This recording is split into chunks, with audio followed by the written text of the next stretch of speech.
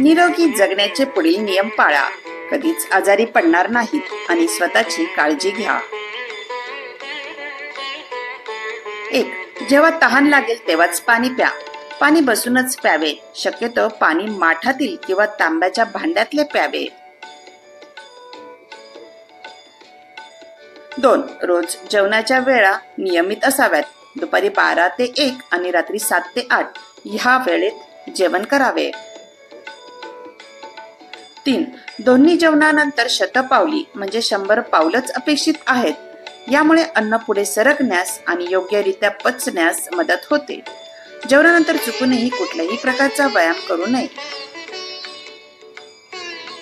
4. उपवास केला तर खाल्ले जाणारे साबुदाणा, शेंगदाणे, वरी, दही हे सर्व पित्त वाढवणारे पदार्थ आहेत. उपवास म्हणजे लंघन, पोटाला विश्रांती देणे. 5. रोज लोणचे, पापड, अति तिखट, तेलकट, खारट अन्न पदार्थ जास्त प्रमाणात खाऊ नये. 6. रात्री दही, राजमा खाऊ नये. शक्यतो कमी तिखट, तेलकट आणि हलके पदार्थ असावे असे रात्रीचे जेवण करावे.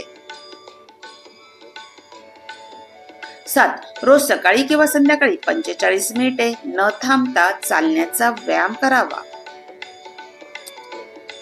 8. लक्षात ठेवा, मधल्या भुकेच्या वेळेत त्या ऋतूमध्ये येणारे फळं, काळे फुटाणे, राजगिरा लाडू, खजूर, साळीच्या लाया हे खावे. फरसाण, बिस्किटे, शेव हे सर्व पित्त वाढवणारे पदार्थ आहेत. 9. आपण ज्या भागात, देशात राहतो तिथे ज्या स्थानिक भाज्या मिळतात, फळे मिळतात, तिथल्या वातावरणाच्या अनुषंगाने योग्य आणि फायदेशीर असतात. फळ नेहमी धुवून स्वच्छ करून तशीच खावी. दुधात घालून दह्यात मिक्स करून खाऊ नये, कारण फळांचे मूळ चव आणि गुणधर्म बदलतात. 10. रोज जेवणात 2 चमचे तुपाचा समावेश आवर्जून करावा, कारण तुपाने शरीरात कोलेस्ट्रॉल वाढत नाही. तूप हे दुधावर अनेक प्रक्रिया केल्यानंतर तयार केले जाते, त्यामुळे तूप हे पचनासाठी चांगले असते. 11. दूध आणि फळ एकत्र करून खाऊ नये. विरुद्ध आहार आहे. त्याचे शरीरात पचन होत नाही आणि त्याचा दुष्परिणाम हा शरीरावर होतो आणि अनेक आजारांची सुरुवात त्यातून होते. 11.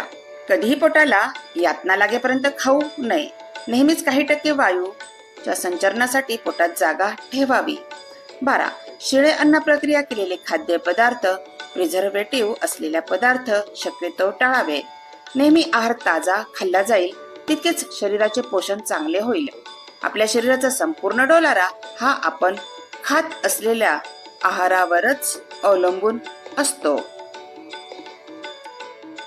आयुष्यातले वास्तविक सत्य. सध्याच्या धावपळीच्या जगात प्रत्येकाला सर्वांच्या पुढे जाण्याची तीव्र इच्छा आहे. स्पर्धेच्या या युगात आपण सर्वात कमी वेळ आपल्या आरोग्यासाठी देतो, परंतु आपले स्वप्न पूर्ण करण्यासाठी निरोगी आणि खूप वर्ष जगणे आवश्यक आहे. शारीरिक समस्यांपासून दूर राहण्यासाठी आजपासून तुम्ही येथे सांगण्यात आलेल्या टिप्सचा अवलंब केल्यास निश्चितच फायदा होणार.